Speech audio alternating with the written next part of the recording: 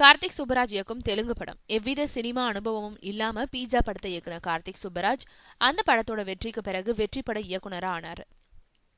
அடுத்து இயக்குன ஜிகர்தண்டா படமும் வசூல்ல சக்கப்போடு போட்டதுனால இப்போ முன்னணி இயக்குனர்கள் ஒருத்தரா இருக்காரு.